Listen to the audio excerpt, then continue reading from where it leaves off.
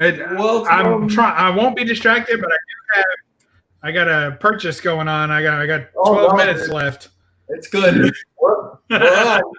Welcome everybody to Inquiring Mind. I'm Hialeah Comic Bro, and as always, I'm here with Javi Conquistadork. What's up, Javi? What's going on, everybody? Thank you for hanging out.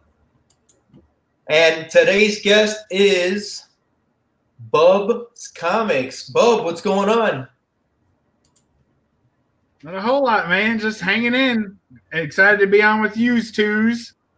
Awesome, man. So, hey, I just want to start off. We were kind of talking about it just a second ago. I want to thank you and the missus. I know you've been on for like five out of the last 6 days. And I know that thank you so much, man. Appreciate it. Yeah, no problem. I'm excited. I'm glad to be on. Awesome. What do I want to ask you, man? What do I want to ask you? You know what I want to ask you? You've got an amazing collection. That's what I was thinking, man.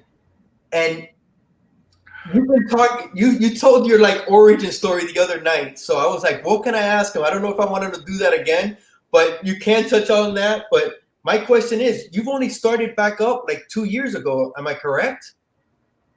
Yeah, that's right. And that's crazy, man, because you got some amazing books. Yeah, I've been real lucky. I've definitely been cheap. I think you were just exactly.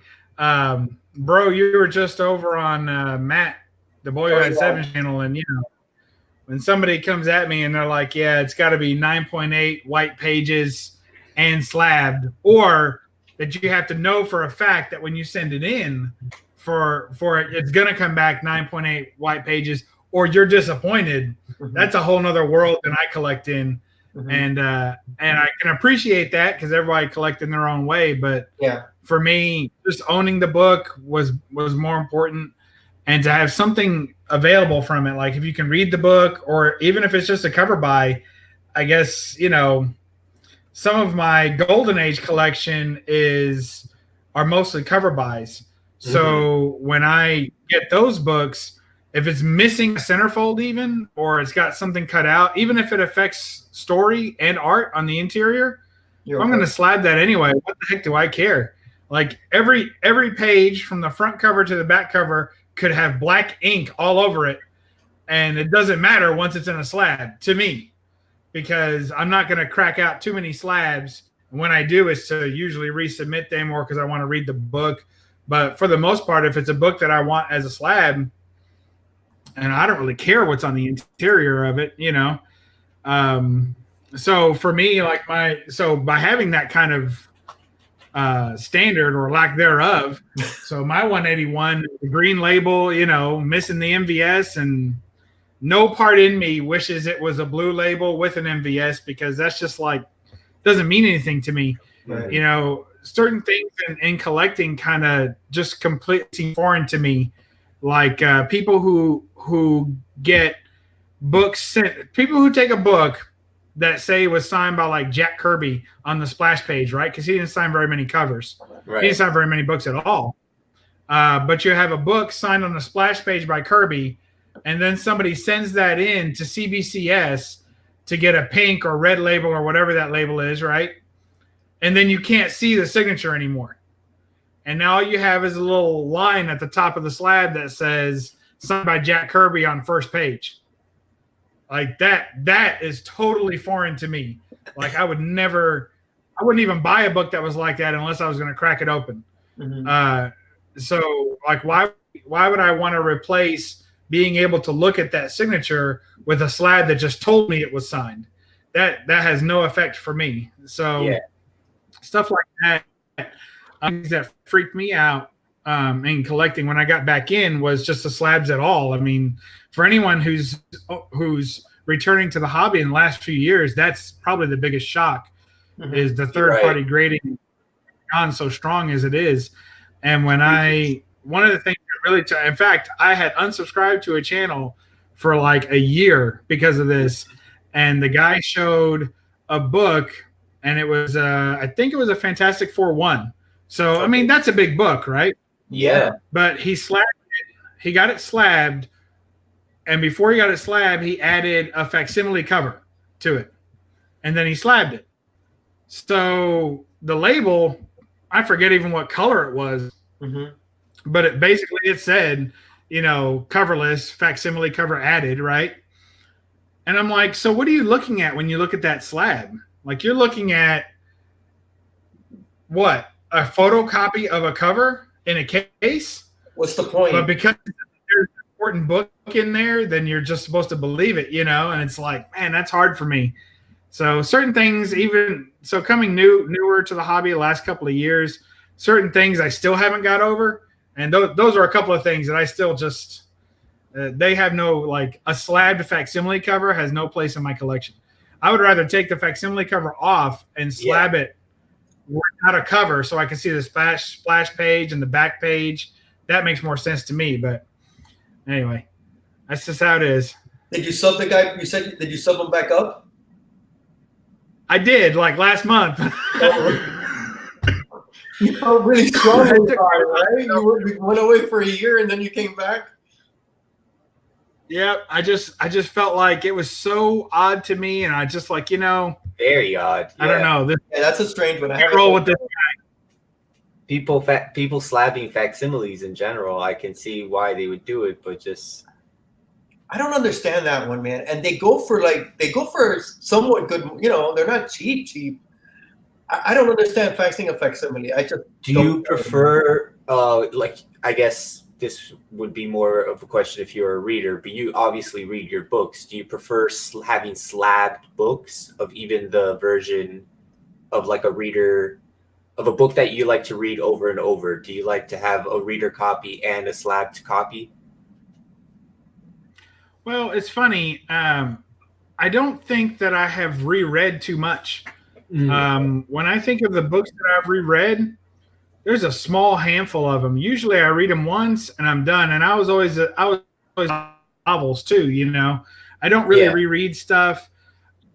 Sometimes I'll rewatch my favorite movies, but I don't reread books or comics very much. So once I've read it and I remember the story, I may miss it in 10 years and think, well, I forgot how that went. I'd like to read it again, but I'll cross that bridge when I get there. Like right now, and you can get a digital copy and read it. And there's legitimate ways to do that. And there's illegitimate ways to do that. But basically you can get a digital copy of any book that you want and read it. And also there's reprints, there's facsimiles. Lately, I've been holding off books to get slabbed until with these Marvel facsimiles coming out that are reprinting ads. I'm using that as a guide to my slabbing. So last week I sent in 11 books to get graded. I sent 8 books off to CGC, and I sent hold on to your hat and hold on to your earmuffs there, Javi. But I sent 3 books to PGX. Okay. Wow. The big 3 PGX. Yeah. The dreaded PGX. What? I love that. Holy moly. Yeah.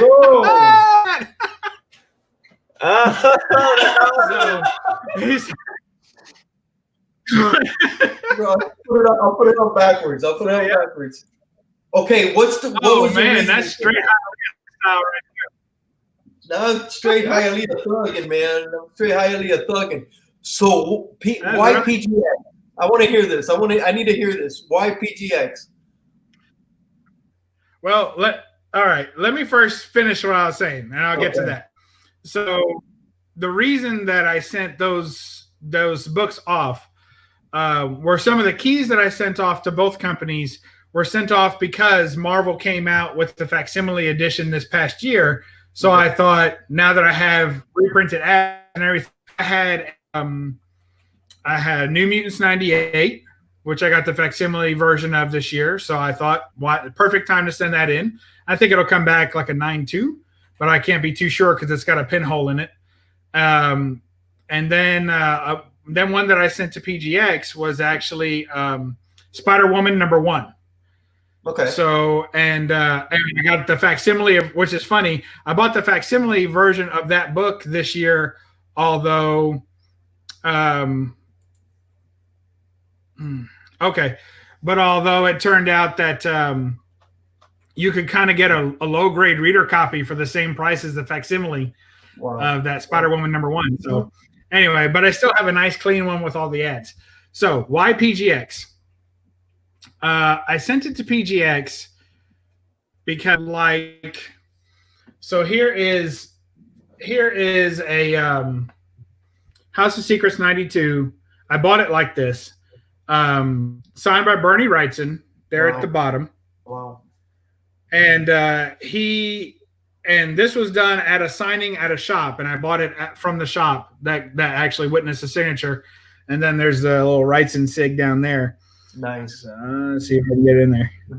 And so it doesn't show up too good on the you can see it on the screen. But anyway, it's a pink label or red or whatever. I hate the color of the label. I hate CBCS slab cases. And I don't generally care about the number in the corner. Of all my slabbed books, I don't get them slabbed because of the grade that I'm trying to get. I'm not grade hunting. I'm not going for a 9.8 or even an 8.5, and this is a 2.5. So you could use a cleaning and a pressing, but I bought it like this, and I hate to undo good work, although I did consider sending this in as well. So what generally I do is I take books that I witnessed the signature of, because in my area, a lot of the smaller cons that I go to don't have CGC. They only have CBCS. And CBCS is ridiculously expensive for a yellow label. And I've done it before, and I didn't care for the process. And then they lost my order for like 3 months. Oh, wow. And it took me almost 9 months to get my one book back from CBCS, getting them a witness signature at a con. So I'll never do that again. And I know anybody can have a bad experience once, but I mean, sometimes once is enough. And when it takes 9 months to resolve it, that's enough for me. So I won't go CBCS anymore. I won't even send them any books, and I won't do their on-site. So, and if I witness the signature, chances are I didn't intend to sell it anyway. So why do you go with CGC, right? You go with CGC because hopefully you trust the grading to whatever degree you can trust a grade, right? Hopefully you trust the grading. They have good presentation in the cases. I think they have the best cases of any of the companies. Yeah. And they have the highest resale value, right? Well, what's the one book? Send them an already signed book. And how do you know? Because they give you a green label and they tell you, name written on cover in marker or pen or something. So they're telling you, we don't want your business for this. Yeah. Send it to CBCS. And since I don't want to go to CBCS, I'll go to PGX. Their price is far lower than CBCS. And don't kid yourself into thinking that these guys are doing very much more than looking up comparable signatures on the internet or in a proprietary database, of signatures. That's all that they're doing. So to me, it's just a hair above a COA, which anybody can make. Yeah. And I think their slabs, their actual cases, I'll pull one down. So sorry to see all that sexiness on the screen right there. But their cases I find to be much, much, much better than the CBCS cases.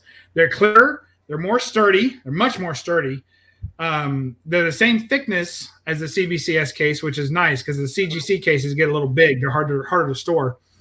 And their labels are better to me. They give you like a bronzy, kind of silvery, bronzy kind of color, but it's and again, the gray, I could care less about the is this a 9.6? Yeah, probably. And somebody else, CGC, might take it and say no, it's a 9.2. But they're not going to send you any. They're they're not going to send you any notes as to why it's a 9.2 and not a 9.6. So I got my own issue with CGC on that. So, but anyway, this is something that I think is it's just a better product than CBCS. Now, if you're like, oh, well, I don't trust their authentication, I got this book signed myself. I know it's authentic. And I think it presents better than a CBCS case. So that's why I use PGX. I use them only for books that I personally got signed and want to authenticate the signature and encapsulate it. So that's what I use them for. And everything else goes to CGC. So this isn't the first time you've sent to them then?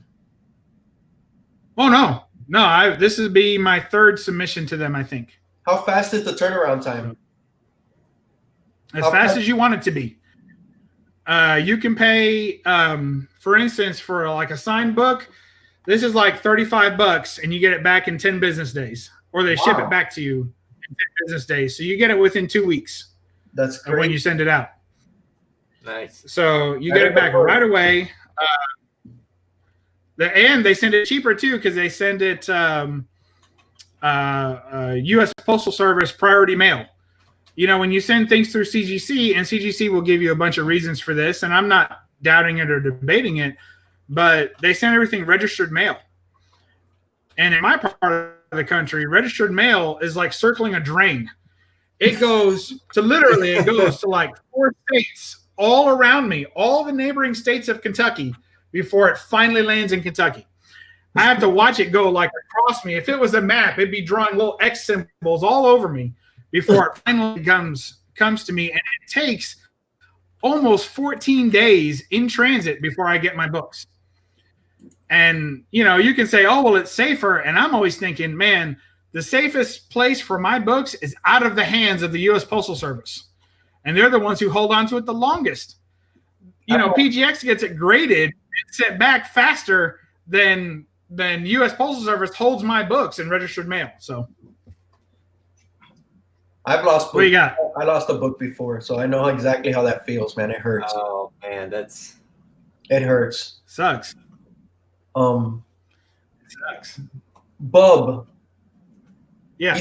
You started pressing and cleaning your own books. Have you dared do any of those big books yet? Oh yeah, I've got a 45-minute video where I crack, you did a press, and clean my 181. That's right. All right. So you did you save time on that also then. You do it yourself. Well, so when you send something in to CGC, they have a separate CCS department, right, that cleans and presses books. Right. But by their own admission, they only spend like 14 seconds grading each book. So when people talk about expert grading and all that, it's more like speed grading. Like how quickly can you accurately grade a book? And that's what they're going for, right? The fastest you can do it and get a consistent grade. But when you send it to get pressed, it's kind of similar. It takes me 4 hours to press. Yeah. Right. They can't take 4 hours on every book. No. Or all our books will still be there from last year. Yeah. So they're just giving it an express press and they're throwing it in the slab as soon as they can after that so that the paper doesn't curl back up. And they're doing cold press methods too. So there's a lot that goes into that, but it's never going to be as clean and as neatly pressed as if you send it off to like someone like me or anybody that does it more for a living. Yeah. If someone who makes their reputation on only pressing and cleaning books is always going to have better results than CCS, and it'll be faster. Yeah. So faster, better, and probably cost about the same. Yeah, you can't send it to just anybody because there are horror stories out there, but I totally agree with you. They cannot be grading. They cannot be pressing all these books. Man, it's thousands and thousands of books, and they don't have that many graders. It should take longer if they did it in a nice, slow way, whatever. But I totally agree with that 14 seconds for modern books. Man, come on. What are they? For any book. What are they looking for? They look at it and they move it on. That's it. Yeah. Fastest grading. I mean, That's why they don't give you graders notes past a 9.2, because it takes too much time to write all that information down. Exactly. You got to keep it moving. So like, oh, well, we can't give you graders notes. If you can't tell it's a 9.2 or why it's a 9.2, too bad. Move on. And then if you ever have read the graders notes, you get like if it's an 8.5, they give you like nothing on there. I grade my books A+. That's about right. It's true. So, the graders notes are so vague. It's like, yeah. I ordered a grader's note on a book recently, and I'm like, I still don't know if it's crackable to get it pressed, because I don't understand what the hell they put, because it was like 3 little things. It was 3 little things on the grader's notes, and I'm talking about a book that came back a 4.0. It should be a lot. Yeah. It should be, give me a list of things that you found on this book. 3 things, and this, I'll show you the book, man. It's right here. He got tore up over it, hadn't he? This book is nice, and it came back a 4. And then the grader's notes, bro, that's a nice book. It's a nice book. Heck yeah. That's like one of my, and I sent it in, so I knew it was nice to begin with. And bro, I looked it up, man. Is it worth cracking it, getting it pressed? And it's like, I still don't know. I think I'm gonna do it eventually, but I totally agree with you there, bro. I totally agree with you there, man. It drives me nuts. Sorry, this is your show. This is not mine. I shouldn't have shown a book. I didn't have to, but we just got on a topic that just pissed me off. Anyway. Well, it happens too. Like if you're gonna crack and resubmit it, that costs money and time. Exactly. So, it's not like it's free. It's like, oh, it gave me a 9.2 and you didn't tell me why. Well, I'm gonna send it back in and you'll give me that 9.4 this time. You have no proof of that, and then it could come back lower. It could come back lower. And the other thing, page color, that's a crapshoot. You've seen them come back white to off-white. Mm-hmm. A white to off-white book goes in and comes back white pages. You're like, what the heck just happened? Or it come back with the page color is that's just if you get white pages, be happy and move on, because who knows what those page colors are. It's almost like that they graded in the morning. They graded at the end of the day when they were ready to leave. They're having a bad day. Yeah. Was it on a Monday where it's just the work week is beginning? It was a Friday and they wanted to get out because it was the weekend. Bro, it's just a crap. So like the grader like constipated, had a fight with us this morning, and that's it. Variables. But yeah, and there's horror stories too with CCS. I know a guy, right, that I do a show with also, and he had at least 2 books come back last year, or when he was still using CCS. That's why he went to pressing his own books, that damaged his books. Wow. And they tried to offer him they tried to offer him his insured value on the books, and he was like, what are you talking about? Just send me the book back. Go ahead and grade it and send it. But they straight up admitted they tore the cover off one and they clipped another one. In the casing process, that wasn't even CCS. That was regular CGC. Cut his book while casing it. Oh my goodness, bro. It's like hard mistakes get made. That's why these companies are insured, and that's why they have you declare a value, so that when these mistakes do happen, you guys have numbers to work with for negotiating. But so I mean, you just mentioned that like somebody can make a mistake, an amateur grader. Well, they make mistakes too. Everybody does. Everybody does. Except me. I haven't made one yet. Hey, yeah. I get it. Have you wrote the book yet while you've been learning? Nope. The worst thing I ever did to a book, you say ruined. I haven't ruined a book, but I've damaged a book. Right. Worst book I ever damaged was, what's the first quasi appearance of Bishop? It's like X-Men something. 381. 480. 380, 381. Yeah, something like that. The one where he's on the cover. Right. It says, here's Bishop, and then he's barely in it. 382. Yeah. I don't know. Whatever book that is, I was cleaning that book. It was like the 3rd book I ever cleaned, and I was taking it right to the corner. The corner came off, and it was just like a smallest little piece of a corner. So, but I sold it because I had a better copy anyway. So it was all good, but just a little tiny piece ripped off. 281, Patrick Wall says. So thank you. Yeah, 281 and 282. Yeah, I was right there. But you're known for having one of the best shows on YouTube, in my opinion. Your No Faces Chat. Oh, that's sweet of you. It's a great show, man. I love it. It's a lot of fun, and you do it with some great guys. Yesterday's show was amazing, man. Kenny knocked it out the park. You could tell you guys were just having a blast with Kenny, man. Being on that show with DS, is he the reason you got into Golden Age? When I met DS, he was actually superhero. He was still in superheroes. He wasn't as deep into the Golden Age as he is now. I met him. He was hunting for a 129, an ASM 129, and he was developing a budget for it. And he had just recently purchased a Hulk 181. And he was sharing how he acquired the Hulk 181. And then he was taking that same approach to acquiring a 129. And then one day he got that book, and he already had a small Golden Age collection going. And he ended up trading and selling off those books at conventions to build up his Golden Age collection and having some major key books.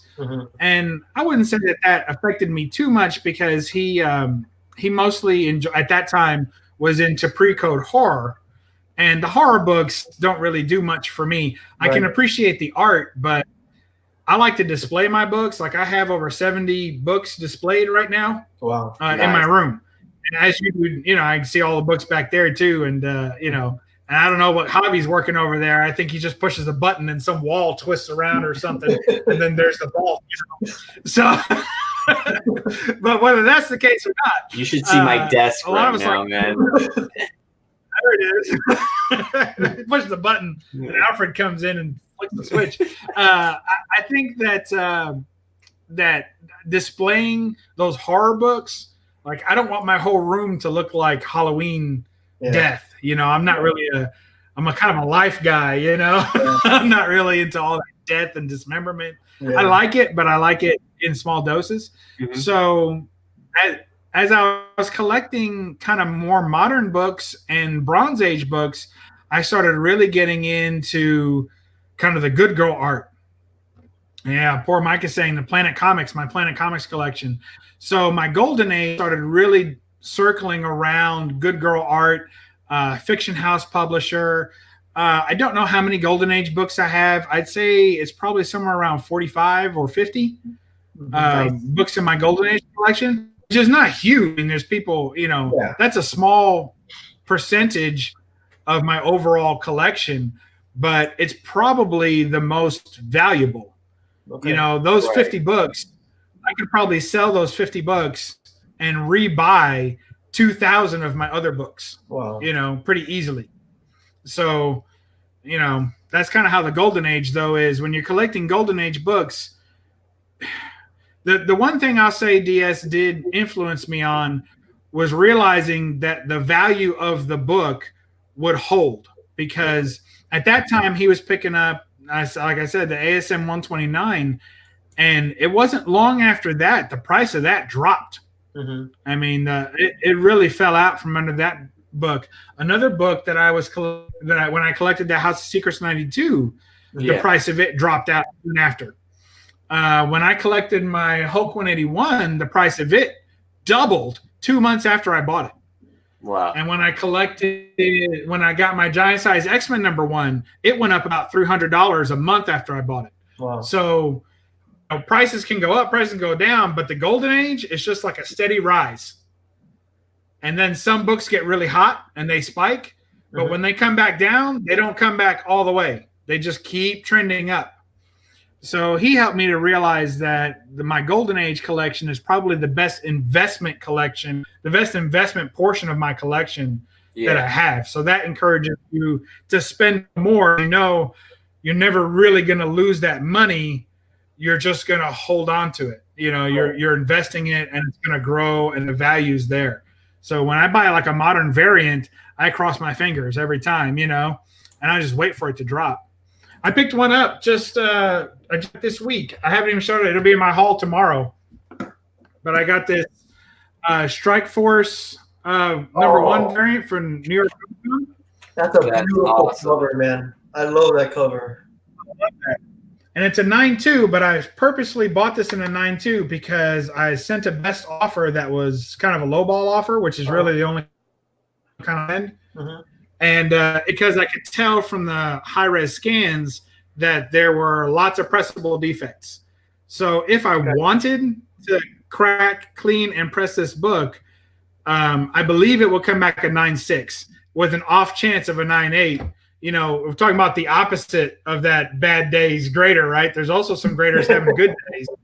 You know, he's totally and you know, his wife was nice that morning, and boom, you got a 9.8 all day with white pages. You know, Exactly. big coffee ring in the middle of it. I don't care. But I picked this book up for peanuts, and I mean peanuts. I'll tell you what I spent. I spent $30 for this book. Awesome. Slab, ready to go. That's a great. And this price. book was going for $100. The first New York City Comic Con, this book was blown up, and it was going crazy. There's only 2,000 of them in existence. This is number 58. That's a beautiful book. What's the other one that goes with that? The rogue one, right? Isn't there a rogue one? Oh, I don't know. Isn't there? I think one. Is it a Spider-Woman or a different character? No, it's a different character. It's a rogue one. It's that one, and I think the rogue one came out before. But they're in the same style. Very beautiful books, man. I like them. Yeah, I love that book. So I picked that up for dirt cheap, right? Basically stole it, and I'm happy to have it. But that's what happens, you know.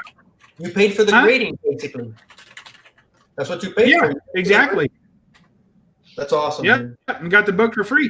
Yeah, and that book raw goes for still, you know, anywhere from $40 to $50. Yeah, but it's not at the 150 price tag it was, you know, right after the con, and I wanted it then. You know, I was like, oh man, I'm going to get that book, and everything in me said, don't buy that book. Yeah, just buy another Golden Age book, and then you have the money there. If you ever see this book again and you decide you have to have it, you can sell that one and get this one. So you know what? I ended up not needing to. I was looking at that book and the Rogue one too, and I did the same thing.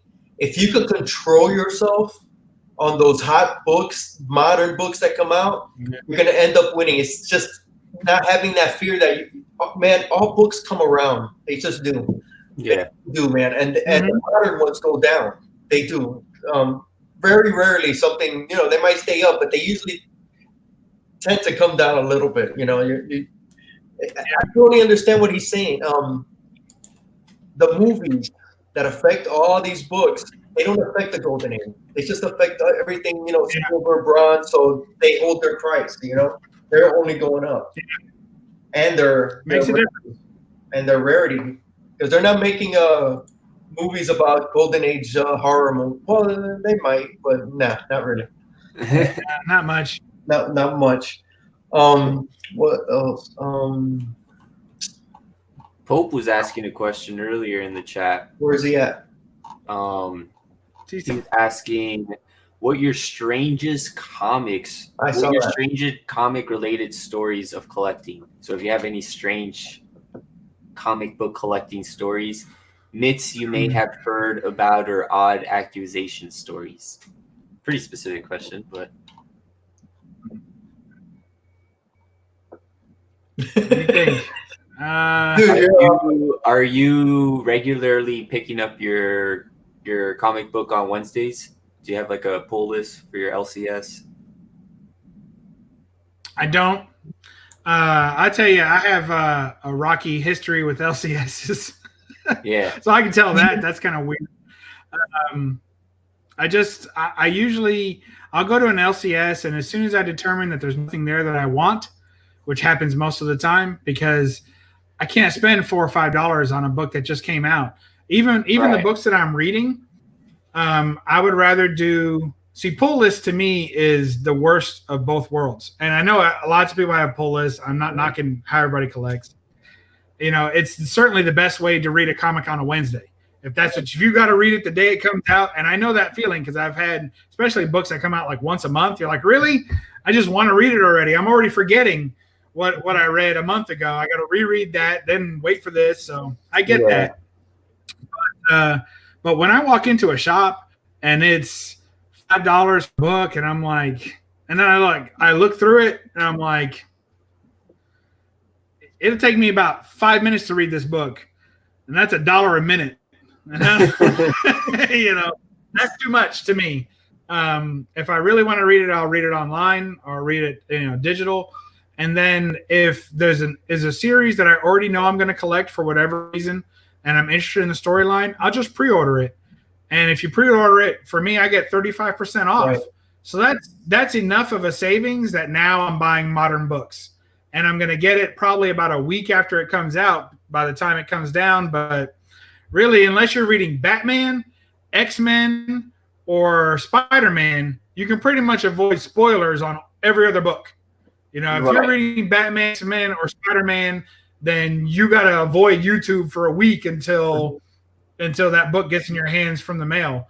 But if you're reading any of the other books, like any independent titles like I do sometimes, or any books other than those, no one's talking about them. And if they are, you can avoid it everywhere, Yeah. So I don't do a pull list, but I do a pre-order on titles that I want to collect and keep going. So you do read a lot of modern books then, huh? I mean, a lot. I was reading Elvira. I was reading James Bond. I was reading Lone Ranger, but the Lone Ranger took hiatus or whatever. Dynamite. Those were all Dynamite titles, but Dynamite's bad about taking breaks. The Elvira storyline stopped and took a 2-month break before putting out another issue. I was like, what the hell? And they took my money for the pre-order and never sent my book. Because it didn't publish. Wow. So, they're bad about that. And sometimes they'll just stop a title and it'll disappear for like a year and then come back. So you got to watch them sometimes. But other than that, that's mostly those kinds of books that I'm reading and collecting. And nobody else cares about those books. So they're always there at the LCS when you go to, if they ordered them at all, they're there. Yeah. And then also, I shop at mycomicshop.com a lot. Oh, I love it. I use them as kind of my LCS. So when I go to, if you just wait like 2 days after Wednesday, so by like Friday, there'll already be a couple of copies that they consider to be not near mint anymore for whatever reason. Like they came in damaged from Diamond or who knows what, and they'll mark that down by like 10%. So, normally a book might be $3.99, but if you wait till Friday, I can buy it for $3.19. Yeah. Like, 80 cents. Hey, at least I didn't pay cover price. And their shipping, they do like some kind of weird version of media mail, and they'll ship you a refrigerator-sized box of books for $5. Yeah. So you can't hardly beat the shipping there either. So I use them too. I use them a lot. You find a lot of good books on that site, man, and they usually come pretty good to what the grade is that they say.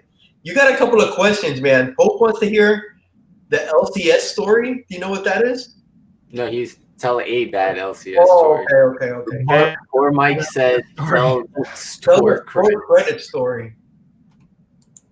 All right. Store credit. You watched the show the other night. I told this story, but I'll burn 5 minutes. So basically what happened was, when I started collecting, I'll do the extreme condensed version of this story, right?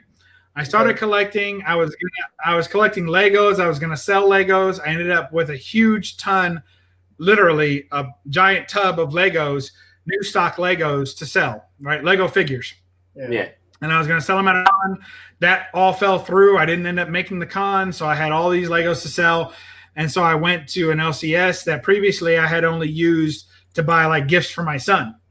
So I didn't buy any comics. But he had a comic of a Wolverine #1 limited series where he's like doing that, right? Frank Miller book. It's just you couldn't pass it up, right? Right. So I saw that. I was always a big Wolverine fan when I was a kid, and I was like, man, I'd love to have that book. So I said, you know what? Let me see if I can sell him these Legos. I had $4 in these Legos, and if I could get my money back, that would be awesome. If I was like, I had told my wife before I went there, I was like, if I could get $200, I'll be happy. But I'm going to go in, of course, asking for much more.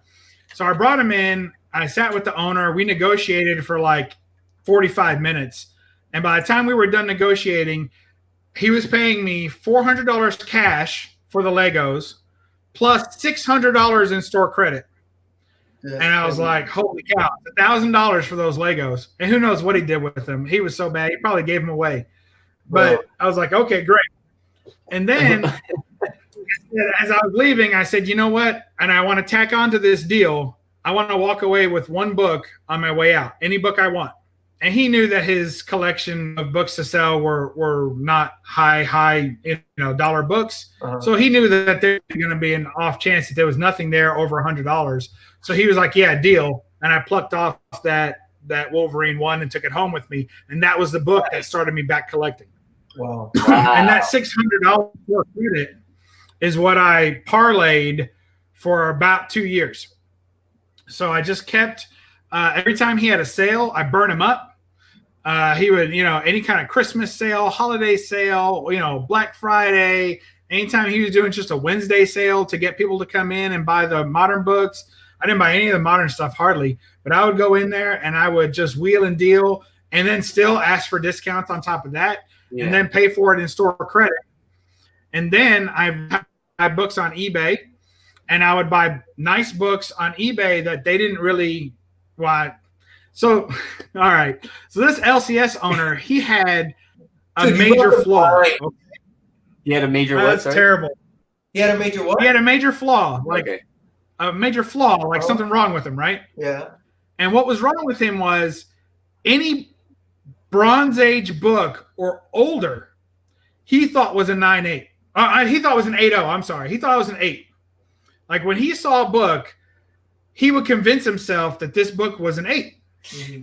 So what I used to do, right? So what I used to do is I would go on eBay or mycomicshop.com and I would buy a key book in like a 2.5 or a 3.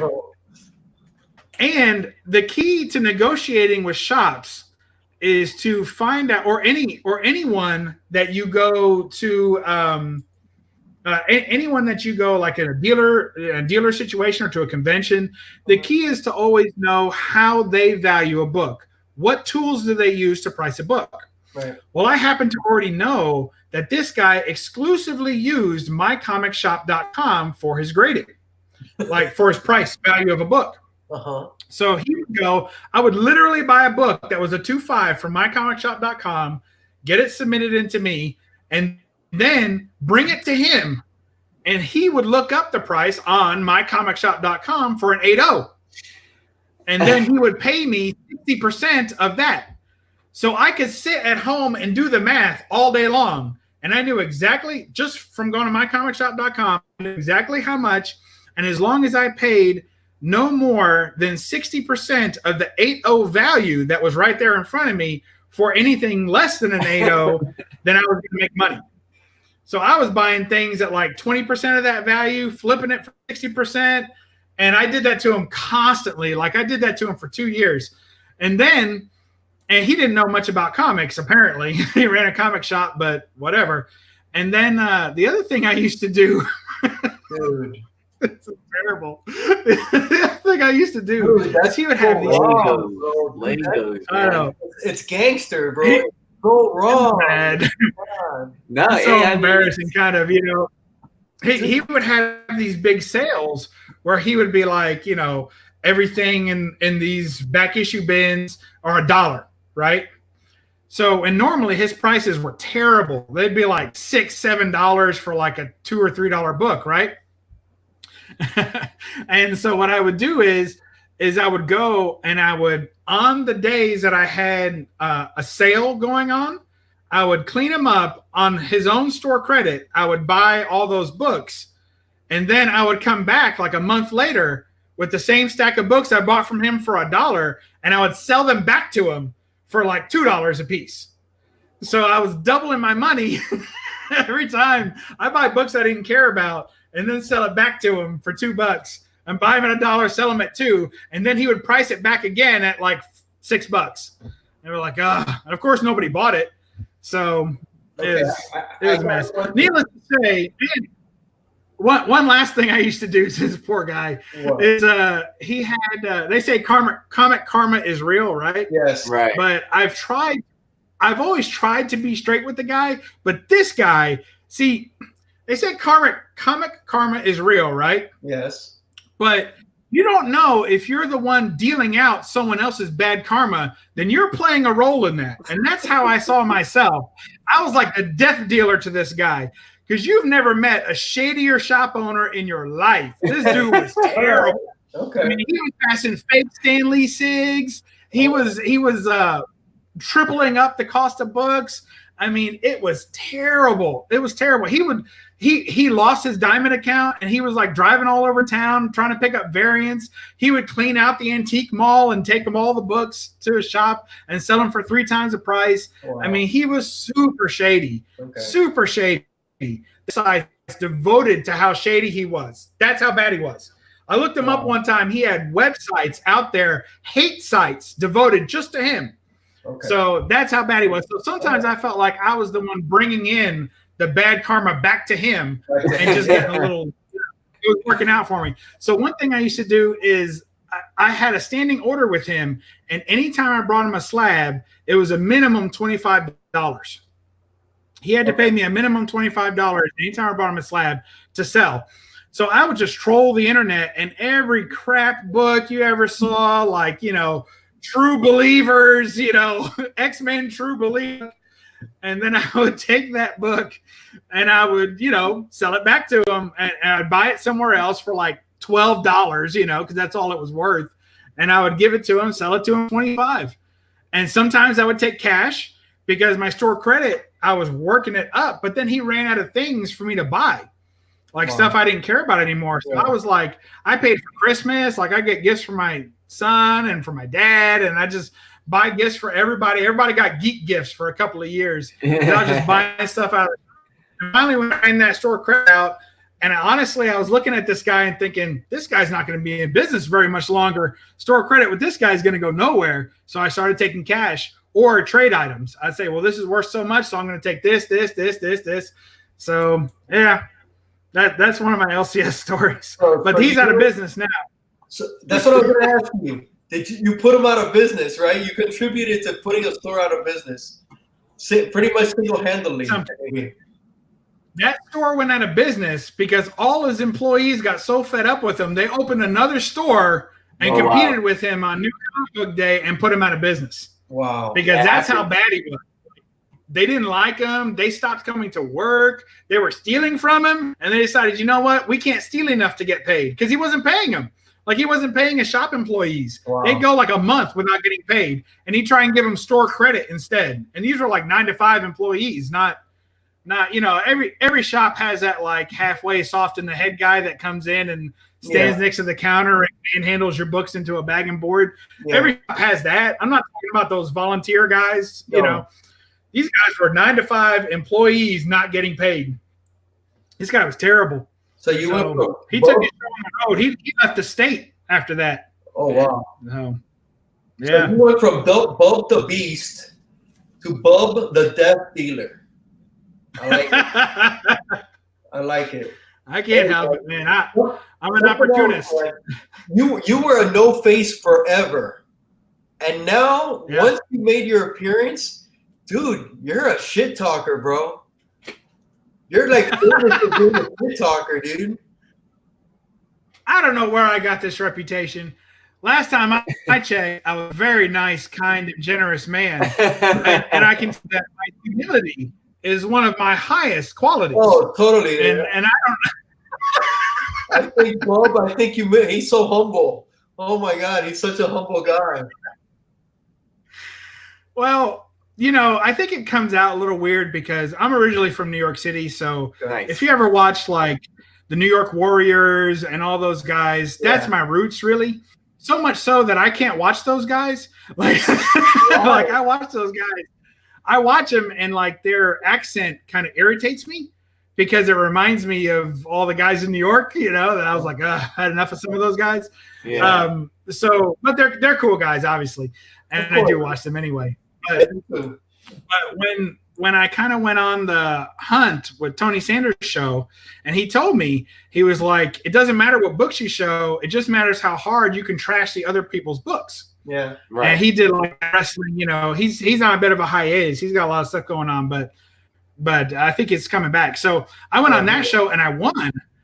probably just because of my ability. I mean, I had decent books too, but just because of my ability to trash talk. And then I got on Comigories, and I forgot that we weren't supposed to be trash talking. And, you know, we're supposed to be like, oh, wow. Yeah. I really wish I had $1 that day that True Believers came out. That's a beautiful cover. You know? Like, you're supposed to do that, you know? Because it's Matt, the boy who had 7, you know, and it's like there's a trinity of holiness out there, and it's kind of like Silver Age Dave, Metarog, and Matt, the boy who had 7, is the babe in the manger, you know? And it's like, and those guys are like super wholesome, and I forgot that I wasn't really supposed to be, you know, a jerk, basically.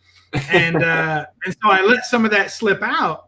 And then people in the chat were like, oh, he's trash talking. And I was like, oh, man, I didn't realize I was. So I had to dial it back. And fortunately, I dialed it back enough to still win Comigories also. Yeah, man. But it was close because I was losing votes. People were like, I'm not vote for him just because he's mean. I was like, oh, man, I forgot about that. I'm supposed to be nice, you know? Bro, so it happens. The first time I went on with Matt, and I think it was for Comigories too, and we were backstage, and I cussed at what I said, and Matt like did a face. I was like, oh my God, I offended my father. Oh my God, bro, I was like so disappointed. I was so embarrassed. Yeah. And I was like, oh, dude, what does he think of me? Oh, I'm a horrible person. Too funny. I felt so bad, dude. I'm sure that he didn't think that bad. That's funny. Yeah, he's a cool guy. Matt's a cool guy. Dude, he's and awesome. You know, he's awesome, man. And he is also very, how you say, like, obviously he's very giving and everything, but he's also just, I don't know, his collection. He has a unique style of collecting. He has an awesome collection, and really just, I like that. You know, I like all that. I like Matt as a guy too. Yeah. But you know, I don't covet other people's collections, but I like to see passion in them and how they're collecting. I watched a video today, like, you know, you're supporting the and I try to watch as many videos from as many YouTubers as I can. Yeah. I really try to be supportive as much as I can out there. I know I have a lot of jokes, especially in chats on other people's live streams, but that's just who I am. I can't help that. But when I watched a video today that I know I'm supporting the community, when I watched a video titled "My Top 5 Power Ranger Books" by formerly Burke Nasty. Burke Nasty. Now it's Burke Family. Burke Family. And when I watch a video titled "My Top 5, you know, Power Ranger Books," I know I'm supporting the community. Yeah. Because I was like, I love Burke. I got no love for Power Rangers. And I told him that in the comments. I was like, I liked the Pink Ranger when I was a kid, but that was for totally different reasons. Totally different reasons. Like the rest of it, I didn't watch any of the rest of it. I just focused on, what was her name? Something Joe Kimberly. Johnson or Amy Jo Johnson. Oh, I know her character now. I watched her, and any scene she wasn't in, I went and got another bowl of cereal. Like I didn't even care. They were fighting monsters. They were beating things up. I didn't care. If she wasn't on the screen, I wasn't interested. So, but I watched that video today and gave it a like and commented on it because that's the kind of nice guy I am. Yeah, dude, we know that. We know that, dude. I do the same thing. And Burke Family, dude, he's an awesome guy. And I feel the same way. Power Rangers, but I watch it anyway, you know, because we want to do the support. We all like that support, man. Dude, that is too funny. I wonder if he's watching or if he sees this. Oh my goodness! You know what? But I'm not doing that. I feel good just seeing the joy that other people have, even if it's not something I'm not into, because you could just see their passion for it, and it's awesome, man. It's awesome because I know everybody doesn't like what I like or what Javi likes, or you know, but we all like comics. We all like the pop, you know, pops, whatever it is. We're all collectors. Yeah. We're all hoarders, man. We're all hoarders. Well, I think when some people are like picking up key books, like they're straight keepers, and I did that for a period in my collecting. I collected mostly keys, and I still have them. So I think for some people who are doing that, and I'm not saying that they do it just to to impress other people. I'm not saying that at all, because when I collected them, I didn't collect them for anybody else. I collected them for myself. Right. But I think that when you show those books, that is for everybody. Like you say, like some people's channels, they collect what they want to collect. But when you're collecting key books, everybody wants to see those keys. Yeah. I mean, if you can show a nice key book in every video, I get excited when I see other people collect a book that I want. Until they tell me they paid like $2 for it. And I'm like, oh, because I figure there's only so many of them out there that are cheap and affordable, and I want to be that guy. When I was more in line with what DS was collecting, we have very different collecting styles. And he at that time, which I think he still does some, he loves to pay fair market value for a book. Like, he likes to pay the right price for a book. I hate it. Like, I start getting hives when I pay retail. You know, I think something's wrong with me. I didn't work hard enough. I didn't do enough. If I'm paying full price for a book, what the heck did I forget to do? You know, either I wasn't patient, or, you know, I didn't try hard enough to get a deal. I did something wrong. But he feels the opposite.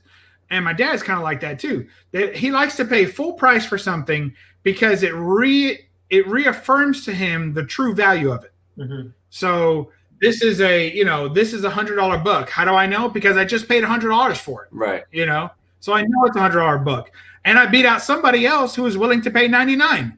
So I know it's a $100 book, you know, so he likes that. To me, when I look at like the Go Collect, or what's that other one that does value, GPA, right? Right. When I look at that, and they tell you kind of the average price, or, you know, the mean price, whatever. They tell you the price that's fair, right? Mm-hmm. Fair market value for that book. But if you look all the way to the left, there's a little red mark. And that's some jerk who got that same book for like 20% of its value. Yeah. I want to be that jerk. Like, that's who I want to be. I want to be, every time that spread comes up, like, oh, but fair market value is here. And I'm like, yeah, but somebody bought that book for 20% less than fair market value, and that's going to be me next year. You know, and that's how I approach buying books. I want to be that guy. Is that like the New Yorker coming out of you? Is that the New Yorker coming out of you? I tell you, you want to hear the New Yorker coming out of me? Ask me to say those things you pull out of a dresser. And because to me, they're drawers. People drawers, they're dresser drawers. I put my clothes in the drawers. I have a bunch of books in drawers everywhere. And that's the New Yorker coming out of me. The rest of the time, it's probably a mix of Kentucky. It's funny, dude, because I'm kind of like more DS than your dad. If I'm paying a fair market, I like to pay a little under. Yeah. I don't like to pay over. You know, if they got like when I go to a shop and I see the condition of the book and I go, man, they got it priced fair, I'll haggle. But if it's priced fair, I won't. You know, I think because they got to, you know, I want to support my LCS. I love my LCS. You know, I'm not even going to go into your story. I'm not going to go in there with Legos and try to get the credit. That's not me. But yeah, dude, I don't want to pay over. I feel the same. I just want to pay fair. I want to be fair. Well, it depends, like how much you like to haggle, you know. And some people enjoy that. To me, that's a part of the hobby. Yeah, is haggling prices and getting something a little lower. And I know some of it is a little bit of BS between me and the seller, but sometimes it gets pretty intense, you know. And you're like, no, it's this, and you're pointing out bad things in the book. And I always try to be nice about it. But sometimes the sellers would prefer a fight. And in my feeling is that you have to be, if you're a good negotiator, which is what I'll call it, right? A negotiator versus a haggler. If you're a good negotiator, you can adapt to whatever your opponent needs. And if they get what they need, usually they're happy. So if you've ever been to a con and met like a dealer who's just a complete jerk, and they're usually looking for a fight. And if you give them that, they'll lower the price. Like that's what they wanted to do today. They wanted to argue with 6 people about comic book conditions. And if you're lucky, You get to him, and you're one of the first 6 people to get to him, and you give him a good old fight about the condition of this book, and you say, but it has a spine take. That's not a spine take. It's a pressable defect. Well, then why didn't you press it? What are you trying to sell me this unpressed book? You suck. And he's like, get out of here with your, that's it, fine, take it for this. And you take it, and you're like, thank you. And he's like, thank you very much. You know, you just it's like, you got to know what they want, you know. And some of them want that fight, so give them the fight, you know. No, dude, I've never gotten into I don't mind. Javi, have you ever gotten into a fight over a haggle?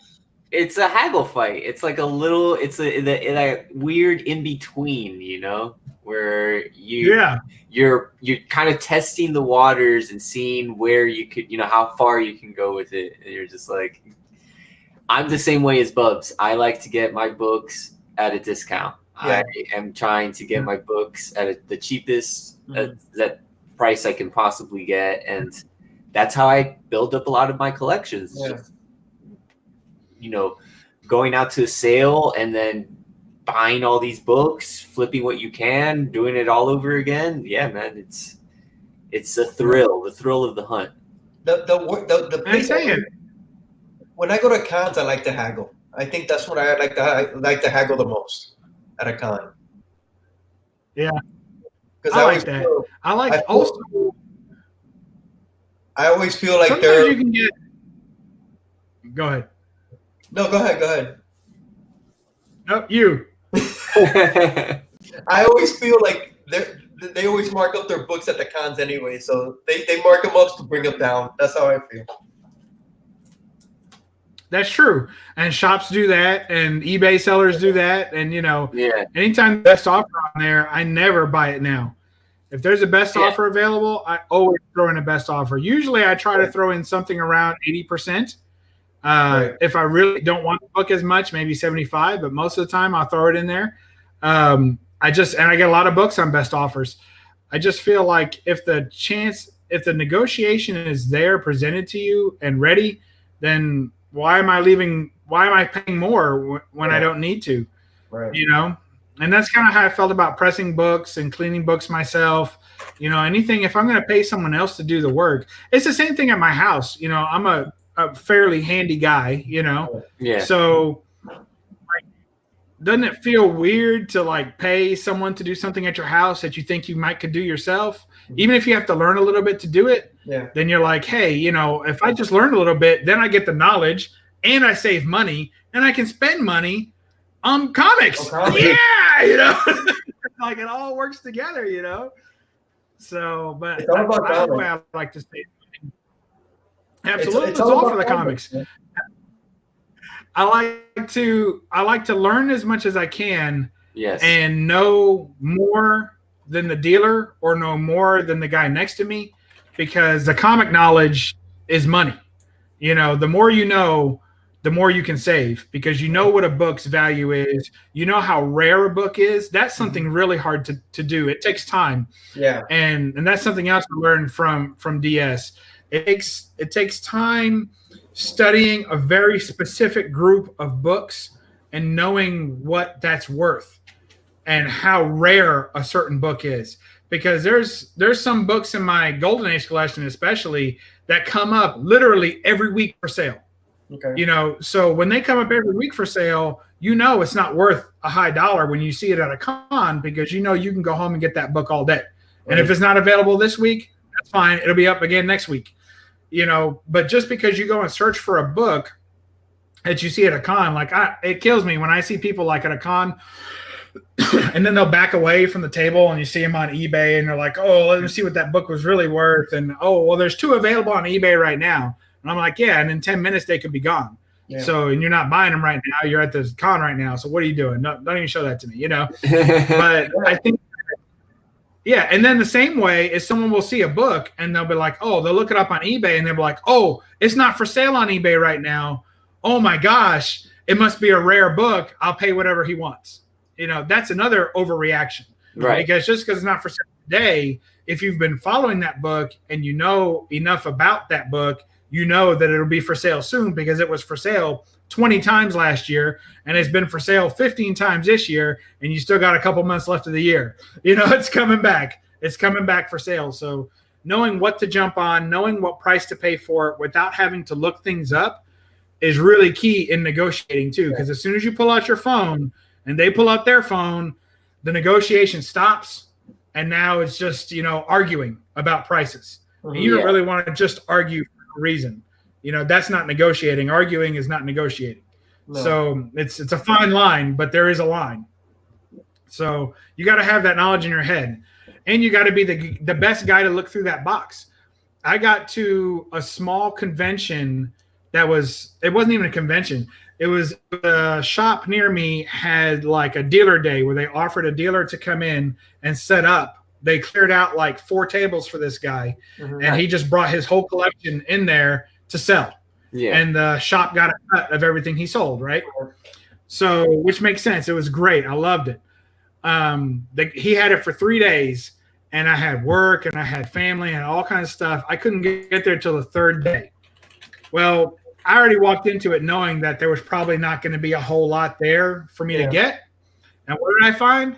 I found, in addition to a bunch of books that I like that other people probably don't like because they were like 90s good girl cheesy, you know, cheesecake covers. Yeah. So I guess a lot of people are collecting that had been through the last couple days. So I got there literally in the last couple of hours and found my Supergirl and the Legion of Superheroes 23 Adam Hughes cover. Wow. And I paid $2 for it. Wow. And I was like, so you're telling me everybody that came in here, and I had to wait in line to get to that box because it was everybody that had been there for 2 days, plus all of that day, and all the people that I got to that box before me, and no one recognized that book was $1,000 book. Nobody recognized it. Is that the one that you had where she's on like the moon or something? Like she's on like an asteroid? Yeah, she's on the rock. Yep. Yeah. She's flying and she's on like an asteroid or a whatever you call it. And she's like going riding it down into Earth. $2? You know, I paid $2 for that book. Yep. Because it was everything half off cover price is what he had for sale. Wow. And the cover price was $3.99. So technically I paid less than $2. And I was like, and it came back at $9.8, didn't it? I bought that book. At that time I didn't own my press yet. So I bought that book. I paid for pressing from CGC and slabbing, and it came back at 9.8 because it was already probably a 9.8. But I believe that if you want to get a 9.8 from CGC, you have to press your books anymore, because unless it's a brand new book off the rack, if you picked it up in anything else, you got to press it because they see so many pressed books now. That's what they're used to being a 9.8 now. So So I had them press it. It came back at 9.8, and I sold it on Instagram in 14 minutes. It was gone. As soon as I got it back from CGC, opened it up at work, took a picture of it, sold it on Instagram for $1,000 in just minutes, and then took that money and bought my my Captain America 103 signed by Stan Lee. Yes. With great SIG plate. Wait, let me put I bought that with a yellow label Stan Lee. And that has the Captain America on the label as well. Well, when I sent it in for a resubmit to get it. It was in an old case. So I sent it in for a resubmit for a new case, kept the yellow label, and got the Captain symbol on there. That's awesome. On a resubmit right here. And I bought my press, and I didn't, a lot of guys will be like, oh, get a press because they're cheap. You can get like a T-shirt press for like, I think less than $200. And a lot of people will advocate for T-shirt presses because I've never used anything else. That's fine. I've never used a T-shirt press, but I bought a real paper press, a dry mount paper press. And it's what they use to put like mats on pictures. Like you ever get a picture and it's like sealed to a mat. Yeah. And you put that in the picture frame. So that's what this is used for. So it's meant for paper. It's meant for pressing paper. And I think, of course, I've never used a T-shirt press, but I think I get better, faster, and more reliable results with this than a T-shirt press could probably ever give you. To me, if you're going to do a job, buy the right tool for the job. Yeah. So I bought that, and I bought probably like 20 or 30 other books. I don't even remember what they are now. And those were the big ones out of it. Bro. And I was very, very happy with that. And then later I bought a Mexican print of that same Adam Hughes cover because I'm an Adam Hughes collector. And that totally satisfied me with owning that book. So, and it's off at CGC right now. That's awesome, man. Bro, but look at the books that you got. Look at everything you got back for that. $2. What did you invest? What, $50 with the sending it in? Yeah, it was something like that. Yeah, it was about $50. Yeah. Wow. Crazy, bro. Totally worth it. And nobody, and not even the guy that owned the collection knew what he had. No, he didn't know it. I paid for it. You paid the shop owner because he was the one splitting the money with that guy. So I had to pass it through the guy as he was pricing my books, the guy that owned the collection. Then I had to take that to the so then that guy walks the books to the shop owner. Yeah. So he takes the book, tells me the price. We negotiated on that even after $2. I had a stack of like 30 books. And my total was like $65 or something like that. Yeah. So I negotiated that down to like $50. So probably that book was even free. So I was still negotiating.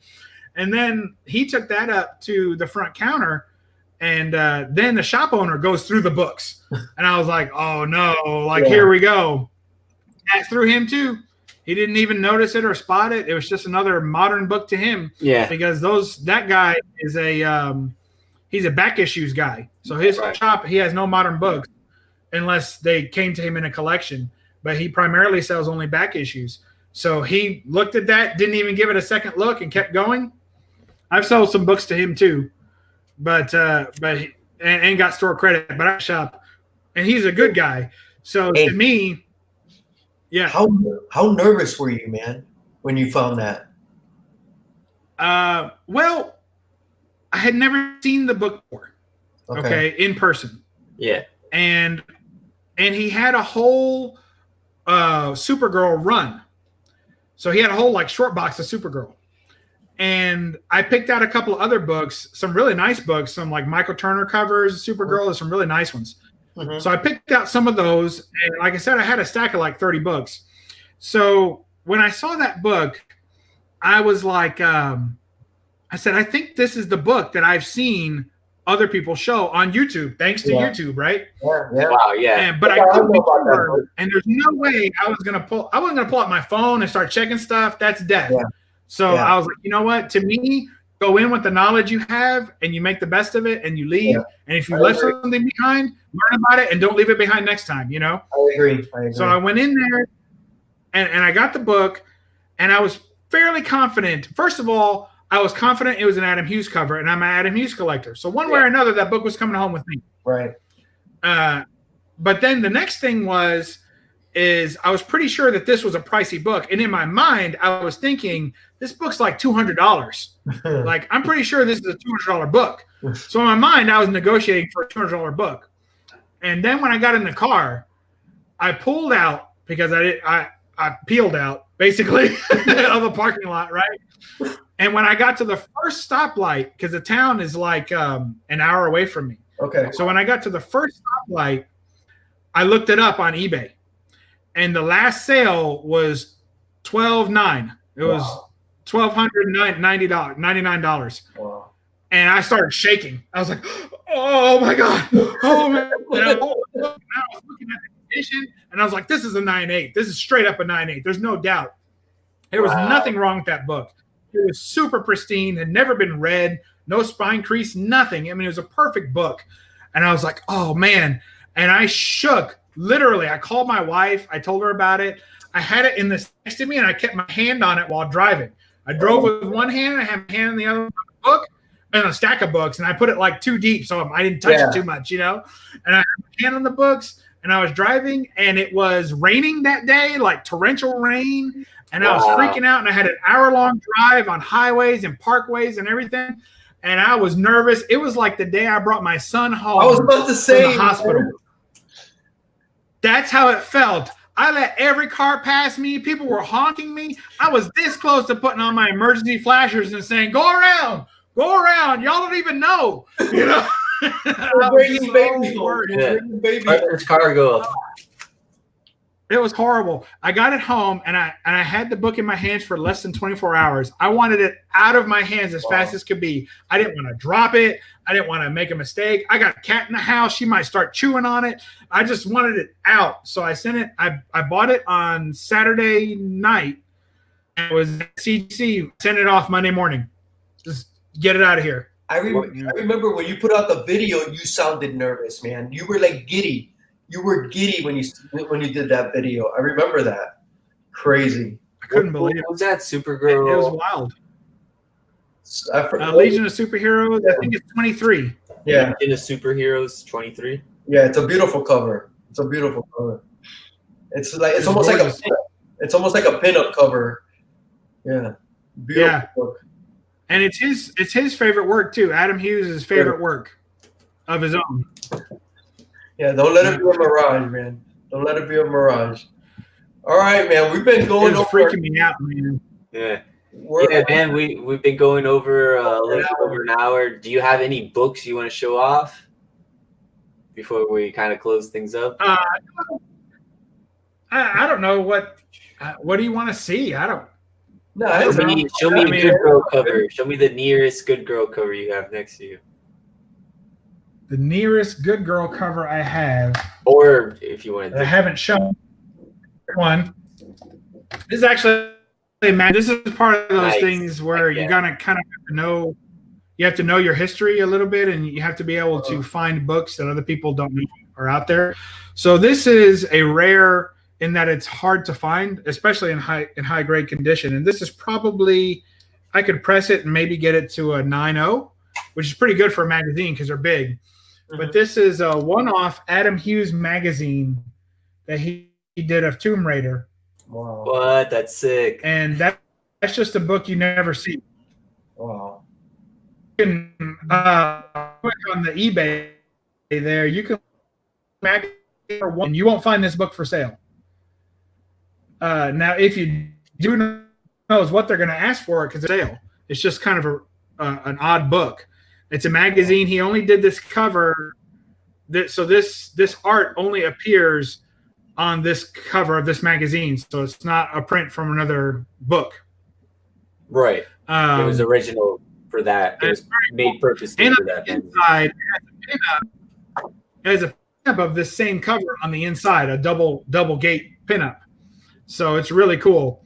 So anyway, there you go. That's a beautiful that's cover, pretty cool. That's my closest good girl art available, and Adam Hughes, which we were just talking about. So that's cool. Yeah, I can't believe the books you've got in the last 2 years, man. I can't believe the books you've got. My Cave Woman books. My Cave Woman books are they can't be shown hardly. Most of the time, I go for the nude Bud Root variant. Bud Root's the guy that created Cave Woman. Yeah, and I go for the nude Bud Root variant, and so those books, there's an awful lot of painter's tape you got to put on the mylar of those books. But I have quite a big Cave Woman collection. I think probably over 30 books. Nice. For that title. Those are beautiful covers, though. I've seen those on eBay. I've looked them up. They're beautiful covers, man. The guy, he's underappreciated. Yeah, and when I met him we went to Heroes Con just so I could get a commission done by him. Wow. That was my whole goal, was to get one done, and he did one. I don't know. I probably showed this before, but I'll show it again real quick if you want. Yeah, for sure. All right. So I met him, and he's like, "What do you want? Like, what do you want done?" And he was a very nice guy, him and his wife, super people. And I said, "Well, this is what I want," and I had actually sketched out what I wanted. So people say all the time, you know, how does your wife deal with your collection, right? Because there's a lot of girl art, some nudity and stuff like that, right? Well, the way that she deals with it is that she doesn't have to compete with the women on these books, because to me, especially, she looks just as good as the women on these books. I'm a very blessed man. I'm a very blessed man. So she looks at it and she's like, "Wow, I like those shoes." I'm like, "Well, you better, because that's the only thing this lady's wearing." Like, that's like, yeah, the boots, right? Yeah. So anyway, the way that I found the Cave Woman books is because I felt like right? Go with so I found those Cave Woman books, and actually my wife bought me my first nude covered Cave Woman book. She bought it for me. Wow. Or she anyway. I showed her the book that I wanted. I said, "Look at this." And I said, "Doesn't this woman look like you?" And she was like, "That's flattering. Sure. Go ahead. I'll buy it." So she bought it for me. So ever since then, and since I've wanted Bud Root to basically draw her, right? Oh wow. Let him draw his usual character, right? The cave woman. Right. But my wife is a tax professional, and so this is what I had. This is what I requested. So I request. Obviously, my drawing is, oh my gosh, right? But I guess is the name of the character, right? That's Cave Woman's name. So Miriam Cooper, CPA. You can see I definitely left on the circles because I Yeah. and her friend, he's like a giant gorilla, right? Yeah. So Clyde is her friend, and I wanted it to be that she's just. I don't know if that'll show up, but that whole list. So that was I did, and that's what I drew. And he drew this. This is a full size, so you have to bear with me. It's huge. But this is what he drew. Wow. Oh my goodness. For me, see if I could, but it's got the tax season, and he drew her gorilla, so obviously way better. Yeah. So this is way better. Yeah, way better. My collection right here. It was so nice, and he just loved the whole idea of it, and he thought my drawing was great, and of course, so super guy. That's too funny. That's super awesome, guy, man. and everything worked out. So yeah, my wife, and that's hanging beside her treadmill. So and she likes some of the good girl art. And she looks at it and she says that's good motivation when she's on the treadmill to stay fit, because she sees like there's a Tomb Raider over there, She-Hulk, there's Cave Woman books, there's some all on her in her kind of corner. Right. And she's like, that's good motivation for working out. So there you go. That's awesome. Good girl art. I know he's known for the Cave Woman, but his dinosaurs are amazing. The gorillas are amazing. It's beautiful artwork, man. He's amazing. So I keep this beside me all the time. I don't know what I can show. I'm going to just. I'm gonna. Well, I mean, this is totally nude, so I'm gonna block out a little bit of it. This is your inspiration. You right next to you. I keep it next to me because it's my favorite print of his, and I actually bought the print, and he signed it and did all that. But let me see. Is a cover swipe of Action Comics 1. Oh yeah! Wow. Yeah, dude, he's amazing, man. So I bought this print, and I absolutely, and then he where they let him, where he let them use for the comic. I don't own that because I missed it. I missed it when it came out. So now I have the print, but I don't have the comic. So now I'm gonna have to go and get the comic. But other than that, I love that. That's one of my absolute favorite prints that I own. I don't have too many prints. I usually go for the comic instead of the print. So yeah, you bought that when you met him. I had got it before that, but I had him sign it. Okay. No, he's very good. Yeah, he's a cool guy. All right. I think we're gonna call it, Javi. What do you think? Awesome. Sounds good to me, man. I got what I wanted. I got my good girl. Hey, I just want to thank everybody in the chat. I've been trying to highlight the comments, but a lot of great people here, man. If you watch on the replay, thank you. Bub, I can't thank you enough, man. This was awesome. It's awesome. Um, I love it. you're definitely a character. I'm going to say that. You're a definite character, for sure. Javi, you got anything going on? Check out the Conquistadork stream, their Conquistadork channel. We are doing Superman Year 1, the John Romita Jr. and the Frank Miller story, the Superman story. Me and Derek Hyde will be kind of reviewing that. And Silver Age Sunday, check us out every Sunday. How about you, Bub? What you got going on? You dropping something tomorrow? I'm gonna have a couple more. Huh? You dropped something today, didn't you? No, that was yesterday. I usually I upload. I do a lot of hauls because I still pick up a lot of books. So I drop a haul usually on Mondays, Wednesdays, and Fridays, and then occasionally I'll do kind of a weekend special video. That's what I generally do. So I'll have one coming out tomorrow is Wednesday, right? So I'll have probably the books you just saw. So if you already saw those, you don't have to. In fact, now that I've shown those, I think every book in my haul tomorrow, except for one, has been shown on a live stream over the last 5 days. So yeah, you can skip this one if you want.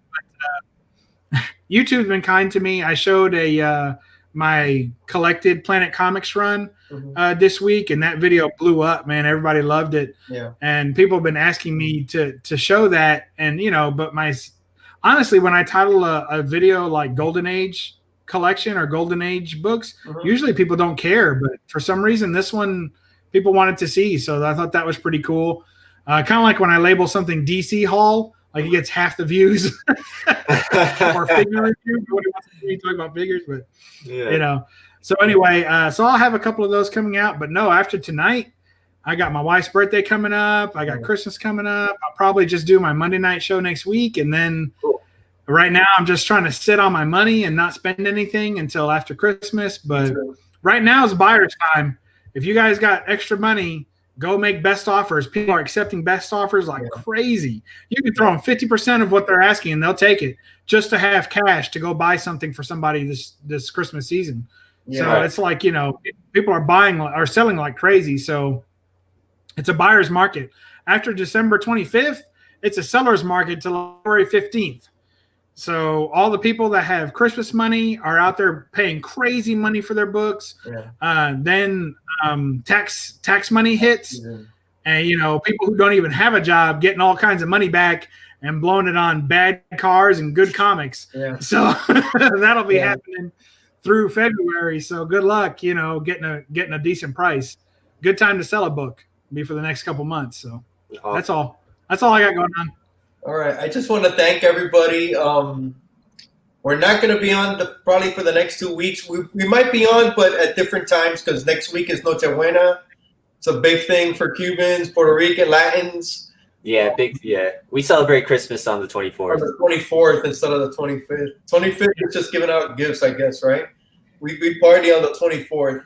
And then after that, it's going to be New Year's Eve, I believe. So we might do a show here or there. We're thinking of doing a Saturday show. So sometime on the Saturday schedule, check us out. Inquiring Minds. Yeah, we'll try to work that in. And I just want to wish everybody a very Merry Christmas and a Happy New Year. Bub, Javi, man, thank you so much. This has been awesome, man. I love doing this every week, man. I look forward to it all week. So thank you guys for tuning in, and we'll see you soon. Okay, guys? Be good. Thank you. Happy holidays, everybody. Take care. Happy holidays.